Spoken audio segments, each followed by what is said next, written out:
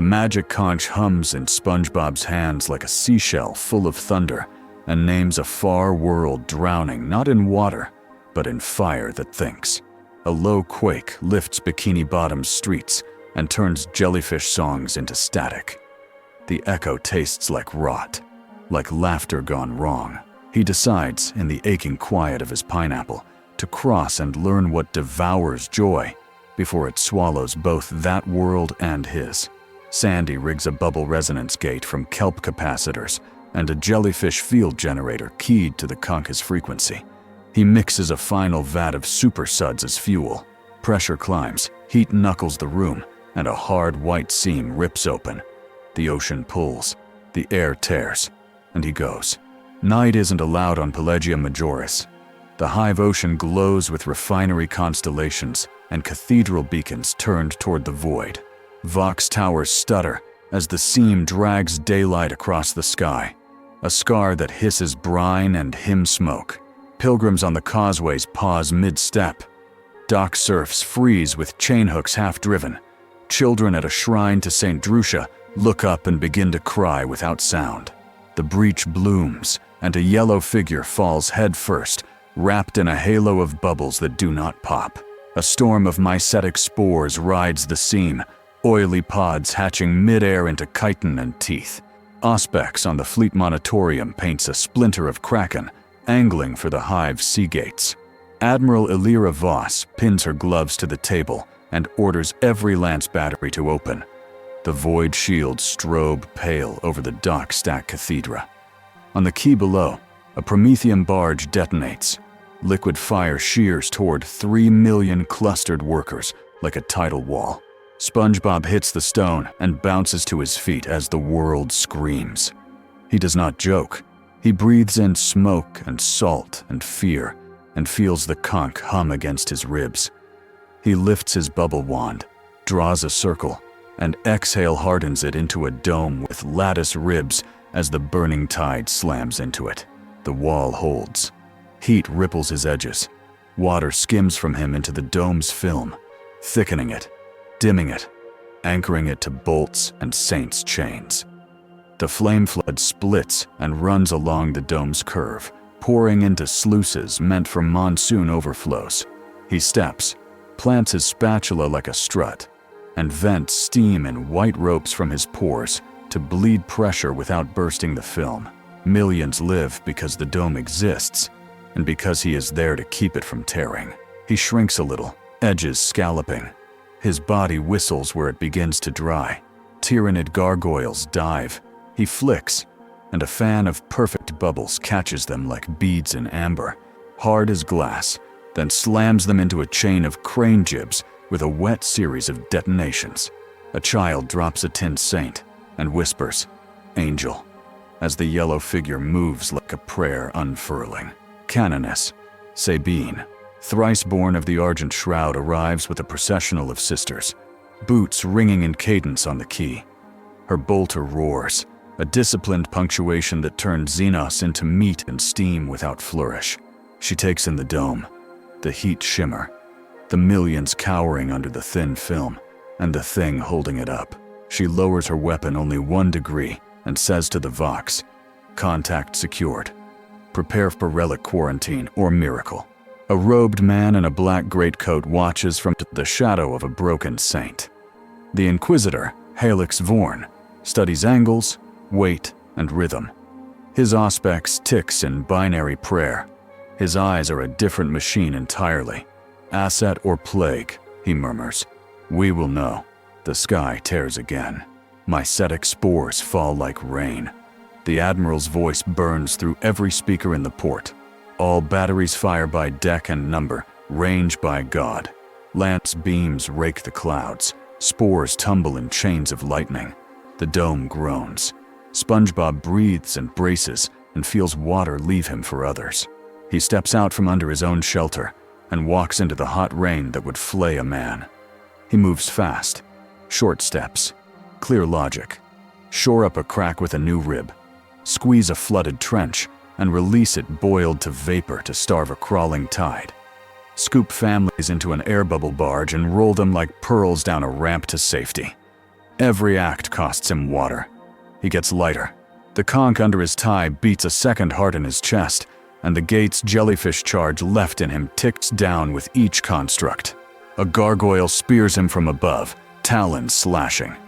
He catches the creature with his spatula, turns the blade to a fulcrum, and sends it skidding into a sacrificial brazier, where incense flames collapse into steam and hissing chitin. A sister steps into his wake, chants a line from the litanies of the shield, and nails a fresh icon to the key post, where mothers are gathering children. "Keep moving," she tells him, as if he were a battle brother. He nods once, eyes steady. The initial wave breaks on the dome and on steel, and on a sponge whose heart refuses to calcify. Hive command posts stream numbers, losses, saves, deck by deck. The Admiral drinks one breath and lets it go. "We plan," she says, "and we assume worse." In the Shrine Harbor's command chapel, water runs off ceramite, and wax drips in threads from heated candles. Hollow arches throw a map of the bay. The red scatter of spores blinks to show where the dead sank and where more will rise. SpongeBob stands at the edge, still shrinking, faintly steaming, eyes taking in ships, sluices, saints' stairs, and the gap where torpedo nets failed. "You constructed a pressure dome," the Admiral says without preamble. "How long can it hold?" "Until I dry," he answers.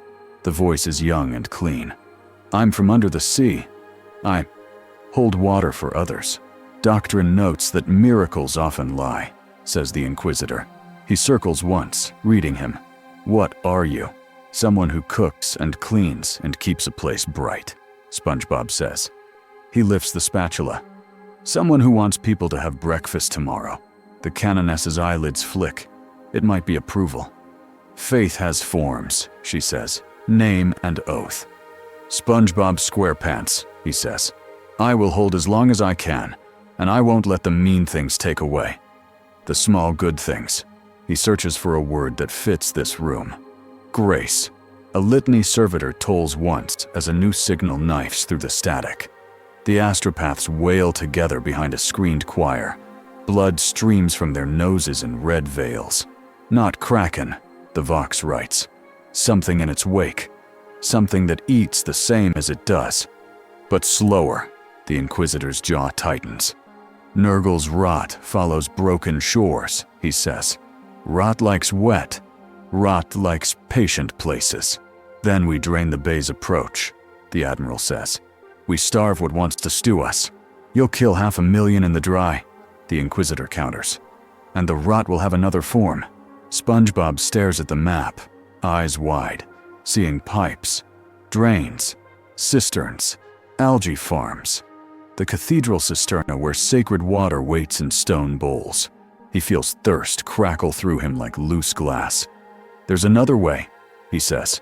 They listen because he saved millions under a film.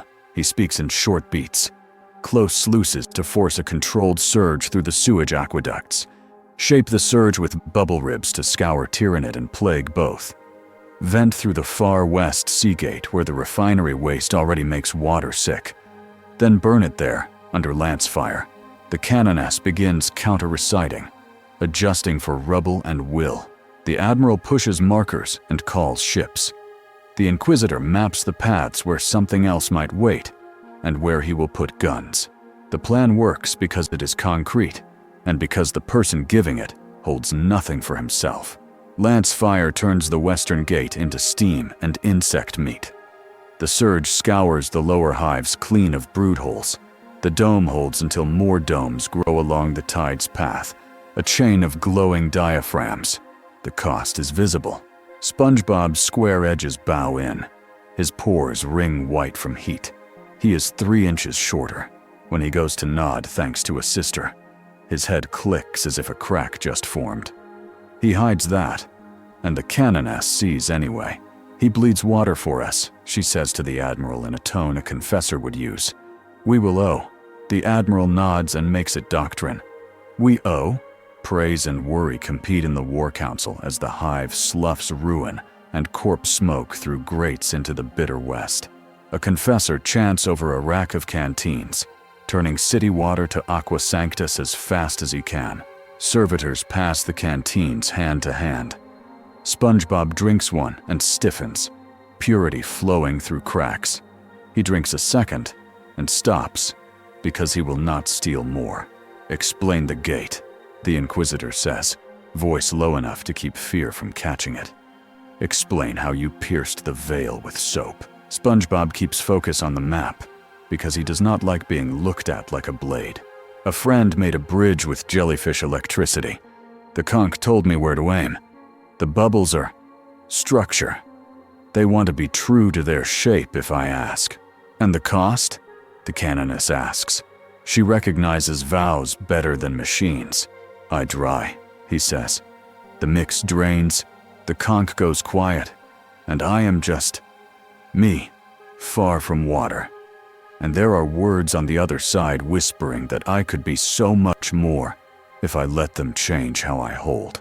They will whisper sweeter," the Inquisitor says, "and sharper, and they will offer you a way to feed everyone you love if you let them feed on you. The first wave is broken," the Admiral says. "The second wave learns." On cue, the chapel's brass shakes without wind. A pall rolls low over the map. Candles gutter under a taste like copper and old fruit. The Vox writes a word that tastes like rot. Something climbs the sluice that was meant only for water and penance. He comes belly first, laughing wetly. Guloch, Brine-King of 100 drowned worlds. A great unclean one with shells for eyes and a censer bigger than a cart. The censer is full of dust that drinks. The litany servitor seizes and then dries like old bread. Ashes spill out through its grill. "Thirst," Guloch says in a voice like a low tide. Such a gentle weapon. SpongeBob moves before the canoness gives her order. His spatula glints like a saint's fan. His wand carves 3 circles, then weaves. A vaulted bubble arch grows from air and oath, interlocking ribs to catch a censer swing. Dust kisses film and goes opaque. The film hisses and thins. Guloch breathes in SpongeBob's direction. Air leaves the room. Water leaves SpongeBob faster. He staggers, edges cracking, pores ringing. The Cenobite holding the canteens hesitates because the rules say the soldiers first. The canoness breaks the rule because saints do when they must. "Him," she says. "Now." Aqua Sanctus goes down SpongeBob's throat like bells. It hurts in a clean way and makes him clear. He plants his feet. "You don't get to drink everyone," he says quietly. Guloch swings. The bubble cathedral creaks. Ribs splinter. The Inquisitor's pistol roars. A lump of lead flickers with a hex of true name. It tunnels into Guloch's side and makes a wound that bleeds crabs, then closes laughing. Sisters form a phalanx and burn their way toward the censer chain. "Your promise is wrong," Guloch tells SpongeBob while he fights. "We will end suffering by softening it. You will end water by sharing it." SpongeBob steps into the blow. His spatula catches the chain and slides. The chain slaps his shoulder and leaves a white mark like dried salt. He slams a bubble hinge over the censer's seam, and the lid locks. Dust puffs within, hungry and blind. He feels a whisper under his skin. "Let it in, and you will never be thirsty, and you will be everything soft." "I like being thirsty if it means someone else gets to drink," he says. He pays for saying it with a crack along his side that sounds like a plate. Guloch's second breath empties every lung in the room. A sister falls to one knee, lips white. The bubble film goes thin as skin on old milk. SpongeBob does the ugliest thing he knows. He kneels and puts his mouth to the sluice the rot crawled through and drinks the filth until he shakes. He stores poison in his body because he holds things. He stands again, reeking of corpse harbor and sainthood. The canoness hears the next step before she thinks it. "Lacrimae," she commands. The choir of Sisters of Battle sing a tight-voiced hymn they hate to use, the one that brings weeping more than courage. Their tears fall on their pauldrons, silver and salt, and run into bowls. Confessors dash from sister to sister, catching a drop in each bowl and flinging it at SpongeBob in simple arcs. Holy water hits his edges and goes bright across his pores. He feels the rot inside him recoil. He exhales. The breath is clean. It blows the sensor's lid off. Dust vomits toward him, greedy. His bubble wand writes a sigil he does not know he knows. The dust sticks inside a spinning ring and beads into pellets that drop with a sound like hail. The great Unclean One blinks one shell eye and smiles wider. Delight, Guloch says. You will entertain us for years. The blow that follows is not aimed at SpongeBob. It is aimed behind him at the children under the first dome. He sees the vector and chooses. He steps between dust and children and catches the hunger on his face. He goes white and thin and then ragged as a cut sponge. His eyes stay steady. His spatula thunks into the stone because his hand shakes. Guloch leans in. The smell of old harbors and hospital drains, and whispers the optimization. Absorb it all, he says. Become the filter that takes everything bad into you and never lets it go. Be a god of passing it along gently. We will call you Saint Soft. The conch in SpongeBob's chest is very quiet because the room is loud. He remembers a diner at dawn and a clean grill and the look on a face that gets a hot meal for 1 coin. He refuses. He pays. The cracks in him widen and spit out threads of rot that hiss as they hit stone. A bell tolls from nowhere. It is not a shortcut, just a line in the air that says someone is watching, and someone cares if the hinge breaks here. Guloch hisses because he hates bells. The canoness smiles briefly, as if inside a helmet she keeps for herself. The Brine-King retreats under lance fire that finally pivots down the chapel's vent cut like a single sword. He leaves a promise and a schedule in the air. He will be back when thirst does his work for him. After, the order is the same as always. Count the living, honor the dead, plan the next hour. The rot lingers. SpongeBob holds some of it because he drank to buy time. The Inquisitor folds a purity seal and presses it to SpongeBob's shoulder, where a crack runs like a coast. Audience mandated, he says. You have touched holy things and unholy things. You will see the golden throne, or its nearest vicar, and be told which you are.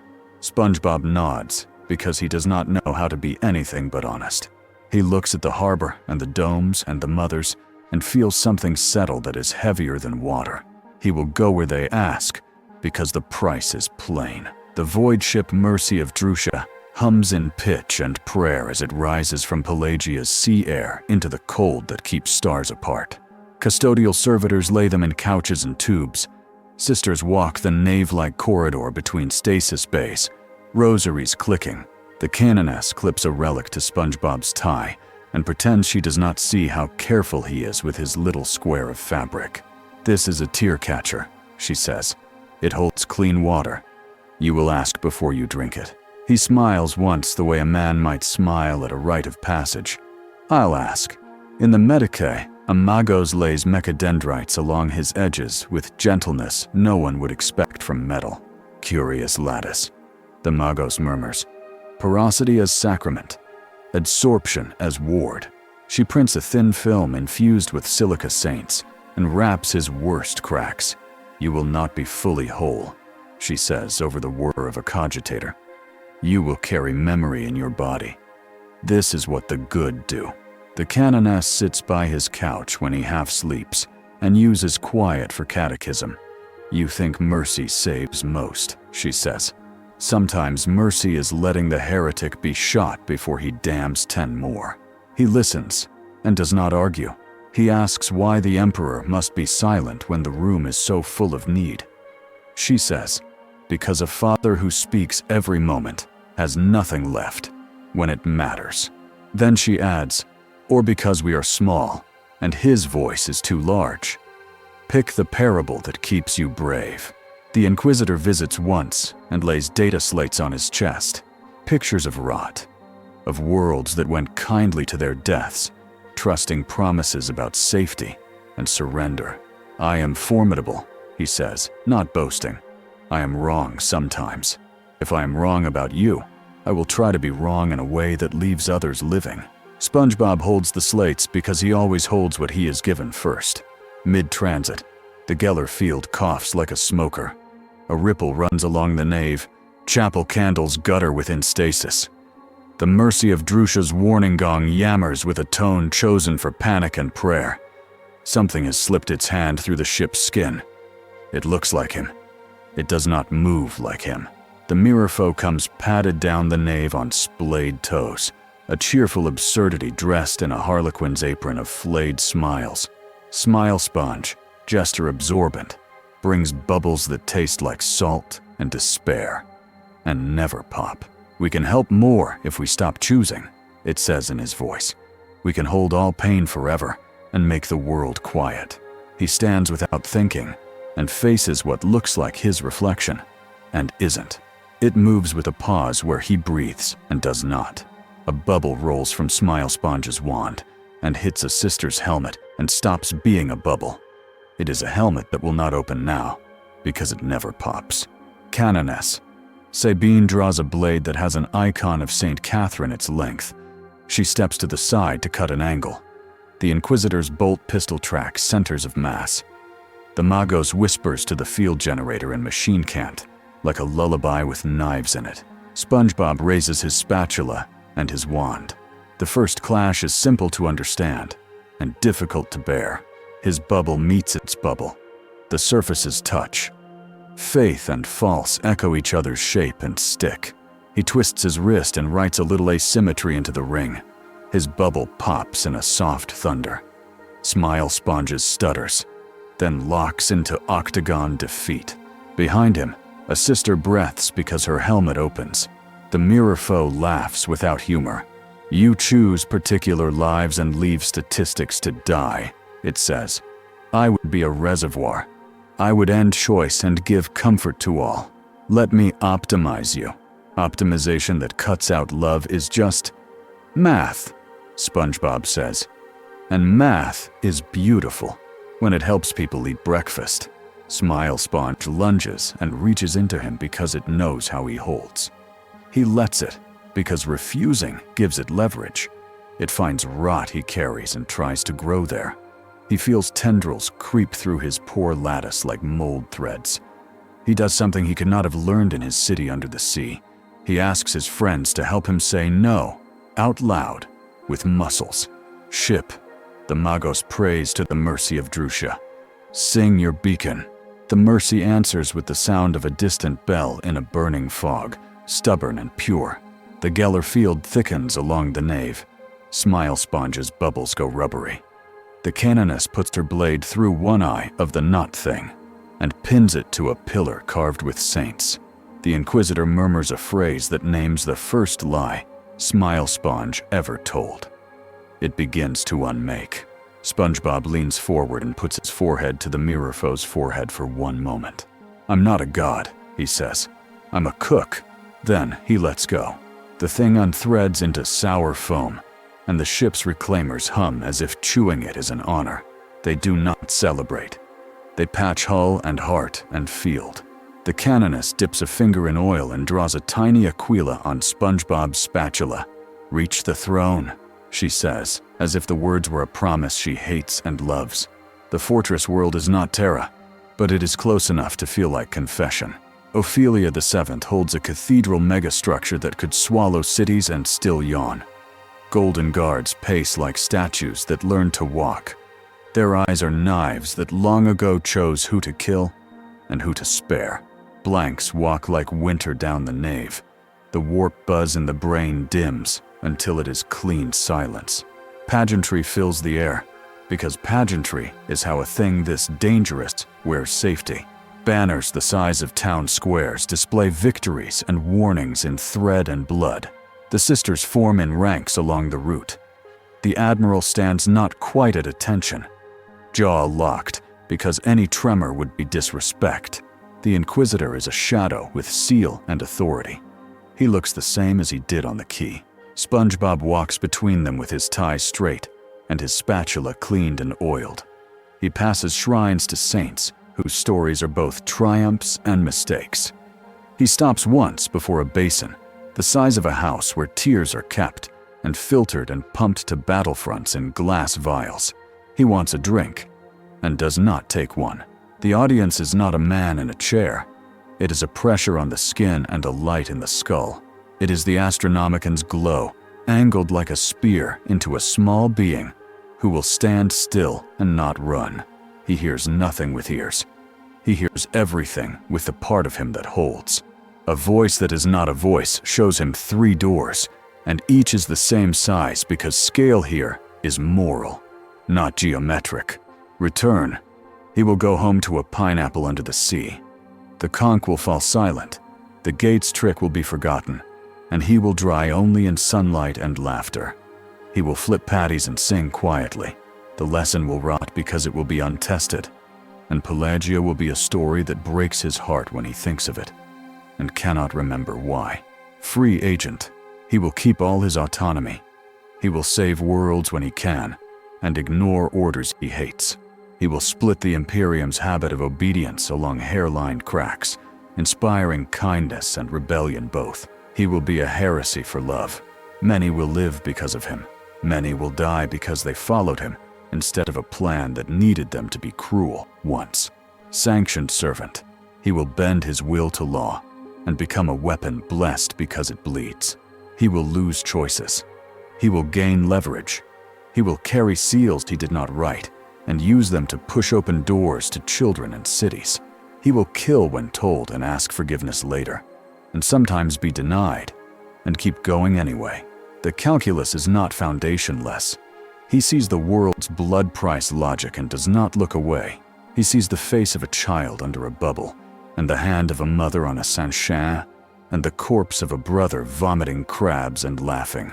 He sees a grill at dawn, and how a hot meal is both mercy and policy. He chooses aloud because that is how service feels real to him. Sanction me, he says. Make me part of the plan, and let me keep a little room to put something warm on a plate for someone who needs it. It is not poetry. It is doctrine wrapped around breakfast. The purge comes first. The rot in him shivers as blanks ring him like winter trees. The canonist holds his hand because doctrine also says, you do not leave the brave alone when the knife goes in. The rot leaks out as threads and beads and tears, and a smell like low tide after rain. Holy water hisses down his shoulders in silver lines. He shakes once and then is still. The change is visible and solemn. The tie he straightens grows a wax seal that hangs like a red tongue, his vow written in ink and promise. The SquarePants acquire a tabard paneled with 2 micro-aquilus that mark him as a servant welcome to the nave. His spatula takes a new edge and a name, Spatula Aquilae. The metal remembers when saints fanned altar coals, and it will fan fires meant for bread and war both. His bubble wand becomes a thurible of foam on a chain. When he swings it, the bubbles hold prayers and geometry both. The boundaries clause is spoken by 3 mouths and recorded in 3 ways. The admiral says, you will obey the chain of command in the hour of war. The inquisitor says, you will not shelter the damned after you know them. You will shelter the unsure until you know them. The canoness says, you will show mercy to children as long as you can. You will not confuse mercy with softness when the hinge is at risk. He repeats each line in a voice that gains weight because it has a job now beyond hope. He adds 1 line that is his. When there is a choice and both choices kill, I will try to give someone breakfast first. They accept not because it is doctrine, but because doctrine without that line rusts. The inquisitor seals a wax disc on the handle of the Spatula Aquilae and presses his ring into it. The admiral gives him a signet to pass fleet checkpoints and a vox code that lets him be heard in storms. The canoness kisses his forehead once, in the old style that predates guns. They do not tell him that he is loved. They tell him he is necessary. He understands, and the conch hums. The Imperium reacts because that is what a body does when something hot hits its blood. On Pelagia Majoris, dock serfs tell the story of the dome to each other in shadowed stacks until the stacks glow. Children play at bubble arches with scraps of holofoil, and their parents do not stop them because they saw a yellow figure catch a censer with geometry. A confessor writes a new line in a litany, quietly, about clean water shared. On a forge moon, a magos petitions to study porosity sacraments and is denied twice, and keeps the petition ready for a third because curiosity is worship when nailed to obedience. She designs filters anyway, thin films with saints in silica, and they make 2 battlefields hurt less. In the dead cold, a Necron lord pauses at a cryo rift and wonders for the span of a single electron if bubbles matter. This is not a change. This is a measurement. It will matter when someone bleeds in green. An orc warboss sees a picked feed of the dome and decides to build a proper shiny crump bubble and kills 3 mechs, proving a point. His boys cheer because the bubble pops loud. He names his next Wah da Soapy, and no one knows why it moves like a tide. On a shrine world, an ecclesiarch reviews a seal that allowed an alien thing to be baptized in jurisdiction. He writes in red that it is not alien because it has a tie and made a vow in good style. He is not joking. He changes a footnote.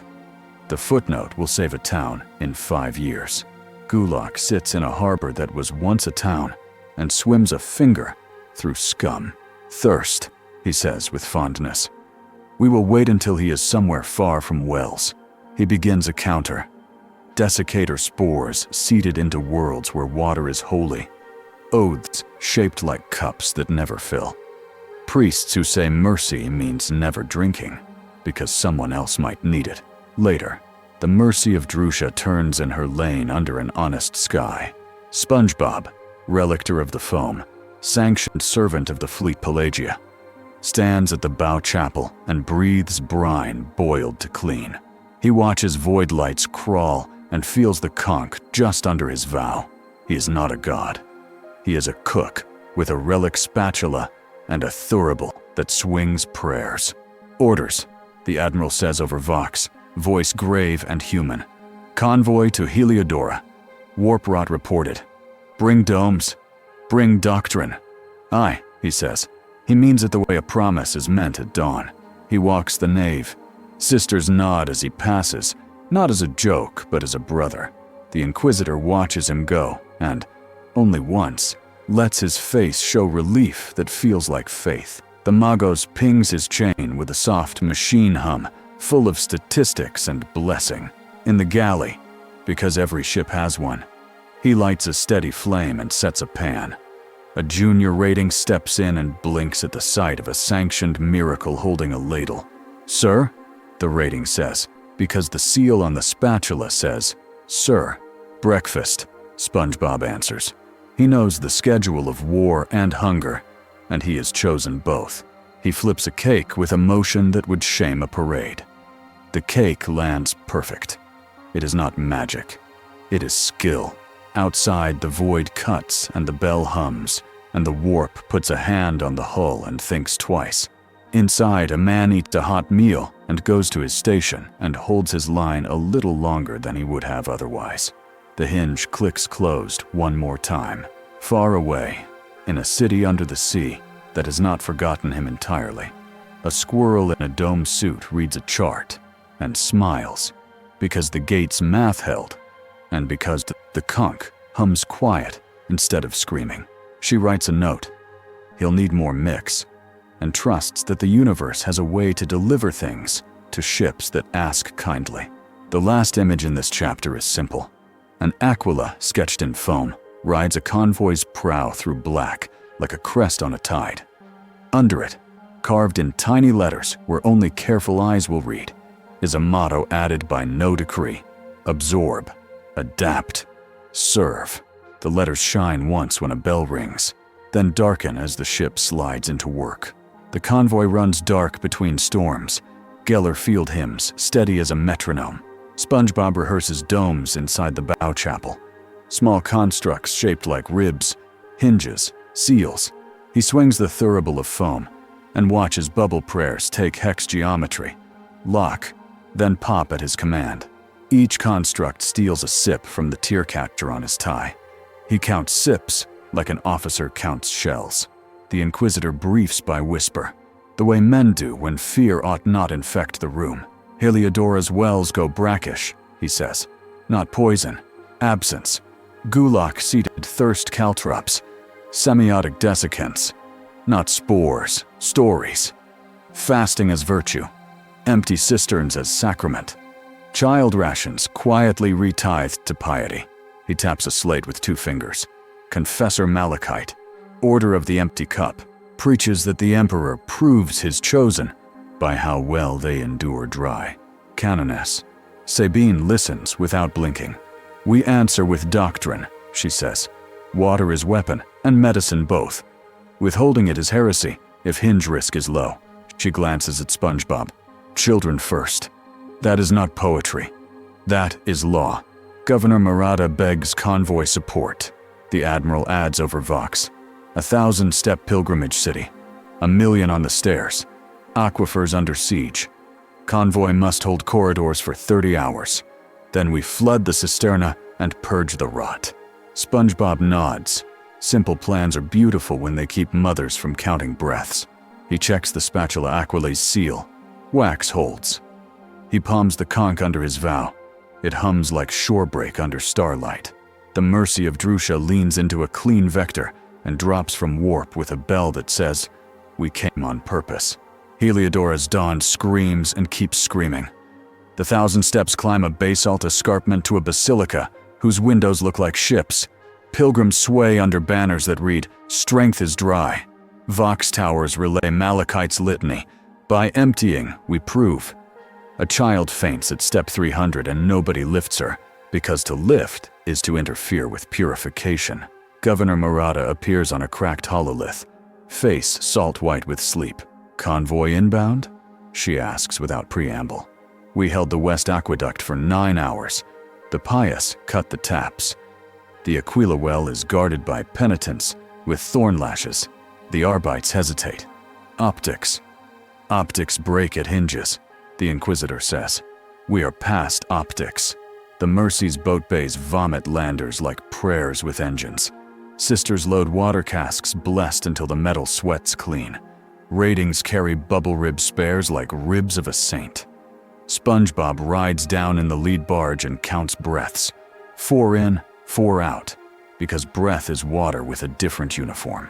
The first ground contact is not gunfire. It is heat. The plaza outside the first cistern shimmers with a mirage that does not move when the wind moves. Salt ghasts drift, pale as chalk, fingers like glass reeds. They do not attack. They stand near people and draw moisture into themselves with the quiet greed of a towel. A penitent in thorns chants, "Endure," as a baby's lips crack. Phalanx, Canoness Sabine orders. Bolters cough in measured rhythm. Salt blows away in sheets. The ghasts reform where chants are loudest. The Inquisitor's cioculum snaps open. Its needle points at the thorn mob. "Vectors," he says. "Mute them." SpongeBob steps between a mother and a ghast and breathes out a dome as small as a cradle. It holds air humid and cool. The baby opens its mouth and remembers how to cry. He shapes a corridor of ribs from the lander to the cistern door, each ring charged with prayer foam to shed desiccant. Sisters push casks down the corridor. Ratings pass cups hand to hand. The first cup goes to the baby because the Boundaries Clause said so, and because he believes it. Penitents move to block the flow. Trial by dry, they chant. "Blessed be the thirst." The Canoness does not ask twice. "Disperse," she says. They do not. She fires once at a lash and burns it clean. The crowd jolts back. A few fall to knees. A few rush. The Inquisitor speaks for doctrine's knife. "You who stop child rations are heretics," he declares. "Witness that mercy is not acquiescence." Arbites lines step in alongside sisters. Shock mauls and suppression shields pair with bolter cadence. Non-lethal, then lethal when knives flash. 3 ringleaders drop. The chant cracks like crockery. In a shadow under a broken saint, something smiles like a cut in leather. "Parched," says a voice the Vox can't file. A figure floats down the steps in a robe woven from desalted seaweed. rib bones making a lattice. Its face is a ruin with a grin drawn on it in ash. Drymouth Seraph, Dolor Salis, drags a blade of crystal that hums like a dehumidifier in a sealed room. The blade drinks. Air around it goes crisp, then hostile. SpongeBob's bubble corridor dims as Dolor passes. Foam contracts, sighs, goes brittle. He swallows and steps to intercept. The spatula aquila meets the crystal and rings like an empty pitcher. Dolor sings as it cuts. Suffer beautifully, little cook. Make endurance holy. SpongeBob pivots on the balls of his square feet. He turns the spatula into a mirror, catches a shard of sunlight and throws it through his foam thurible. Steam blooms. The steam makes a cloud that refuses to leave. It coats the crystal in a coat of love and hisses. Dolor laughs, unbothered. The crystal drinks the cloud, then his breath, then parts of him he didn't plan to give. The blow that lands is not deep, but it is thirsty. A crack rips across his side with a dry click. He steps back and plants the thurible into the paving. Foam spills like incense and organizes into a rosette. Bolter rounds entering the rosette come out coated in wet prayer. They hiss as they hit ghasts. The canoness pushes through his rosette and meets Dolor at an angle that makes doctrine proud. Dolor's blade kisses her pauldron. Paint blisters. She takes the line and returns it with steel. "You cannot make a virtue of starving children," she says. She means it like a general and a mother. Dolor just smiles wider and licks salt from its lips. "We can make anything a virtue if we sing it long enough." The Inquisitor fires a bolt at the penitent with the loudest voice. Silence drops like a curtain. The salt ghasts tremble, then sag, then collapse into drifts. Dolor pauses because it hates a quiet congregation. SpongeBob uses the pause and writes a hinge into a bubble, an asymmetry that forces the blade to not be in one place when it must. The crystal skates, then sticks. The spatula aquila's named edge slips under, pries, and flicks a chip. The chip pops like lard in a pan and leaves a hole in the blade that does not heal. Dolor stares as if insulted by a kitchen. "Sacrilege," it murmurs. "Service," SpongeBob answers. He steps in and pays with water to frame the next movement. He cuts a notch into the bubble's ring and pulls. The ring rotates. The blade's drinking edge spends a sliver of itself on motion instead of theft. The canoness takes the cost and turns the notch into a kill line.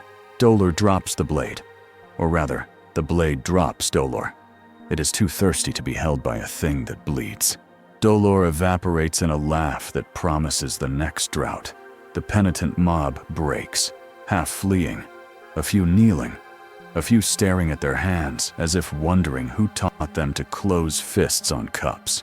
The Arbites lock cuffs and recite charges. The canoness dispatches medici and catechists in the same breath. SpongeBob sits because his legs wobble, then stands because he said he would. Governor Murata arrives with guards whose eyes look like shattered glass grown back into one pane. She does not thank yet. There is too much left. West Aqueduct held, she reports. East Cistern compromised. Rumors say miracle. A well that demands no tax of prayer or labor. Pilgrims go there in droves. They do not return. The Inquisitor is already moving. Map, he says, patterns. The Magos on Vox overlays under-city schematics. An old reliquary glows. Margins note a dry martyr who refused water to enemies until his own men died of thirst, and then was canonized by a local cult that mistook stubbornness for sanctity. Extract, the canoness says. We cut the tumor and spackle the hole with doctrine and pumps. SpongeBob flinches at the word tumor, as if water could be called that. He nods anyway. We reline the reliquary with bubble liming, he suggests. We keep the story, but change the ending. The martyr pours out in the last hour so others live.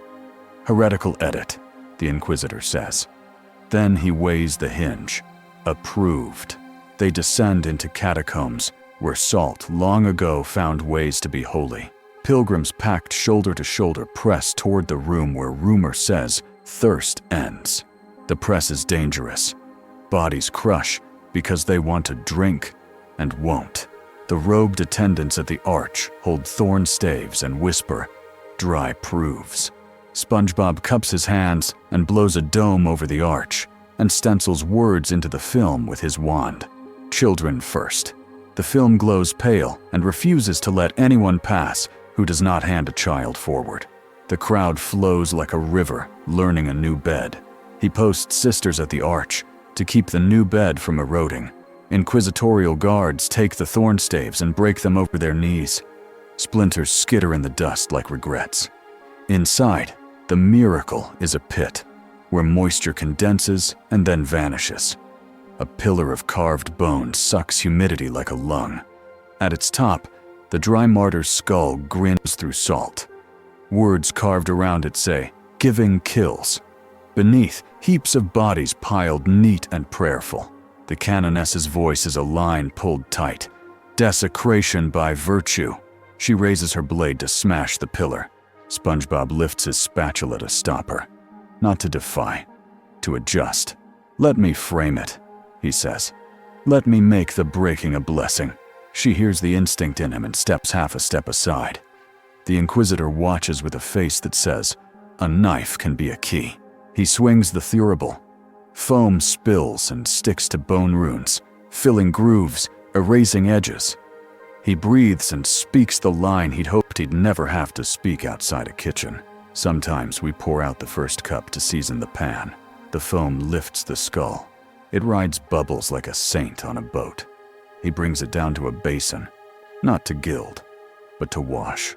He rewrites the plaque with a finger. Foolishness kills. Giving saves. The canoness nods, for doctrine can learn when courage writes in a steady hand. She strikes. The pillar breaks. Bone sighs. The lung of thirst stops. Walls weep. The room rains. Pilgrims open their mouths like fields. They pump the reliquary with water from casks. Then with a new line from the east cistern, once the Magos opens it with a prayer crowbar. Arbites and catechists move the crowd like an orchestra. Horns to the left, strings to the right, percussion in the back. And the song this time is drink, then work. SpongeBob walks ring to ring, bracing weak points with ribs of foam and vows. The cult's head, Confessor Malachite, arrives hooded and unrepentant. "You weakened souls," he spits. "Comfort feeds corruption." The Inquisitor recites charges, then stops because some moments demand argument, not just sentence. "Comfort feeds courage when rationed," he says. "Mercy is not cowardice. It is logistics that includes heaven." He studies Malachite's eyes and finds nothing but pride polished to a mirror. "Sentence," the canoness prompts. The Inquisitor is formidable and not omniscient. He errs towards saving strangers over saving a theology that kills children in lines. "Death," he says, "by bolt." He looks once to SpongeBob, not to ask permission, to measure cost. SpongeBob holds his own eyes on the dead in the room behind and nods once. The shot is clean. The room does not cheer. That is good. By evening, Heliodora drinks properly again. The 1,000 steps are wet for the first time in months. The stone steams rain. Governor Murata thanks by action. Ration cards triple for the Underhive. Choir licensing suspended for the Order of the Empty Cup, pending a doctrinal review that will take forever and be signed in blood. The canoness writes a homily on the difference between fasting and hoarding. She will preach it with steel beside the altar. The Magos files a quiet addendum to a lost STC. Aquilae spume domes. Lattice filters. Civilian class. The administratum will ignore it until a war zone proves it twice. She prints discs of porous saints and slides them into pump housings anyway. Success feels like clean hands. SpongeBob drinks water in a chapel where oil lamps paint the walls old gold. He drinks slow. He stops early. He hands the rest to a rating with chapped lips. "Orders," he asks the air, because that is what a servant does when a job is done and work remains. "Convoy east," the Admiral says. "Floodplain world Rigel Secundus. Levees rupture." Heretics seed drought from the sky. We bring domes and doctrine. Guloch watches from a mile of sewer under a city where nobody yet knows his name. He dips a finger in a barrel he keeps to remember tenderness and draws a circle on the surface. We will learn your lattice, he tells the dark. We will drink at your hinges and teach the thirsty to love their thirst. On Craft World Mayan Shael, a Farseer lifts her hand to a holo that shows an Imperium convoy carving corridors of mercy through worlds. A soft knife, she tells her council. Dangerous because it makes war survivable. Dangerous because it might make men believe they can change. She rolls a rune of water and a rune of chains and lets them touch without binding. A hive, Fleet Splinter tests bubble film and learns to spit needles that pop it without touching. The Mechanicum will call them cavitation quills when they catalog the dead. The next dome will need ribs within ribs, a nested comb, costlier to throw and heavier to carry. SpongeBob puts that weight on his shoulders because he does not know how to leave it on someone else's. At the edge of Segmentum Solar, a chapter of Astartes studies a picked capture of a yellow figure interposing foam between rot and children. A chaplain snorts, then does not. A captain says nothing and edits a battle plan to include Porosity Sanctum as a field asset. Pride adapts. It hurts, then heals. On the Mercy of Drusia, morning comes like it always does in ships. By bell, by light, by orders. SpongeBob stands in the galley and flips a cake because soldiers fight better fed. He writes, absorb, adapt, serve in batter on the hot pan for himself because he is not allowed vanity, but he is allowed reminders. The sister who finds him there does not smile. She nods. Briefing in 7, she says. Levy maps and heretic hymns. He wipes his spatula, salts a pot properly, extinguishes a flame, and goes. The spatula aquilae rides his hip like a small flag. The thurible hangs like a censer for a faith that builds bridges out of bubbles and pays with water. The galaxy shifts an inch. It is not enough. It is how hinges close. Hours later, convoy spectrums flash with counter hymns. Vox screamers on Rigel Secundus chant math that eats humidity. Gun batteries cough. Levies break like held breath. The Mercy leans. Foam glows. Lines form. He breathes in smoke and iron and memory, and the smell of hot bread that lives at the back of his head, where a kitchen keeps its soul. He steps into a hangar full of engines and saints and fear. Foam to gate, the Admiral orders. Faith to gate, the Canoness echoes. Fault to gate, the Inquisitor adds. Not to doom them, to remind them that they will err and must keep going anyway. SpongeBob answers all three. He carries a dome in his chest and a grill in his hands and an oath on his tie. He walks into a bay that will burst open to the sky, and a rain that will hurt, and a crowd that will need to drink before they learn new hymns. He doesn't think of home. He doesn't need to. Home is whatever room he keeps bright enough for someone to eat. The last image before the clamps release is small. A child's drawing taped to a bulkhead. A foam aquila over stick people. A sun in the corner.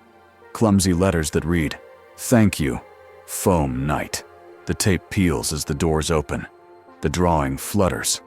A sister catches it with 2 fingers, tucks it into her gorget, and nods to herself as if a saint just tapped her shoulder. Then the ramp is down. The engines burn, and the work resumes.